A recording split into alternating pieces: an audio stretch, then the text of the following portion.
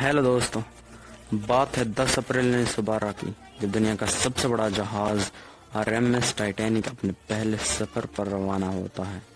ये जहाज Southampton England से अमेरिका के न्यूयॉर्क जा रहा था और दोस्तों इसमें लगभग 2223 यात्री सवार थे।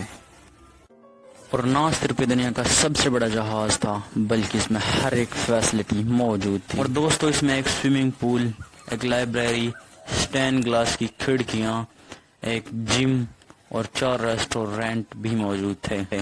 और ये जहाज 882 फीट लंबा और 92 फीट चौड़ा और 59 फीट ऊंचा था और इसका वजन लगभग 46,328 टन था।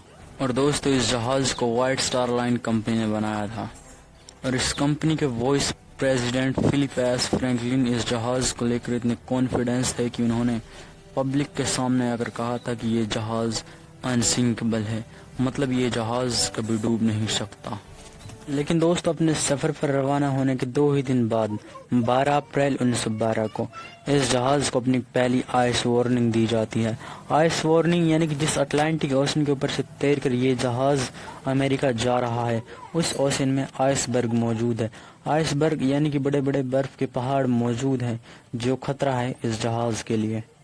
और दोस्तों आइस वार्निंग मिलने के बाद भी इस जहाज के कैप्टन एडवर्ड स्मिथ और उनके क्रू मेंबर्स इस वार्निंग को इग्नोर कर देते हैं और इस पर ज़्यादा ध्यान नहीं देते और दोस्तों यहाँ तक कि जहाज़ की रफ्तार को भी कम नहीं करते। और दोस्तों 2 दिन बाद 14 अप्रैल 1912 को टाइटैनिक को 7 और आइस वार्निंग्स दी जाती हैं और इस बार भी दोस्तों जहाज़ के कैप्टन एडवर्ड स्मिथ और उनके क्रू मेंबर्स इन वार्निंग्स को इग्नोर कर देते हैं और टाइटैनिक की रफ्तार को भी कम नहीं करते और चलते रहते हैं।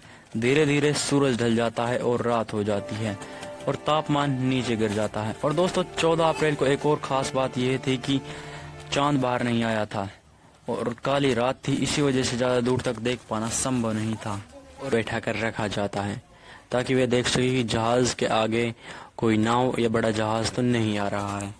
कैद हो गए और उन होल्स के जरिए पानी। और दोस्तों कुछ समय बाद जहाज़ के आगे वाले हिस्से में ज़्यादा पानी भर जाता है और जहाज़ का आगे वाला हिस्सा पानी में डूब जाता है, जिसकी वजह से पीछे की तरफ से जहाज़ उठ जाता है, यानी कि पानी से बाहर आ जाता है। और उठने की वजह से ये जहाज़ आई विटनेस के अनुसार ठीक 2:20 पर बीच में से टूट जाता है और 2 हिस्सों में बट जाता है और देखते ही देखते ये जहाज़ अटलांटिक ओशन की गहराइयों में समा जाता है। तो दोस्तों ये थी दुनिया के सबसे बड़े जहाज़ RMS टाइटैनिक की कहानी।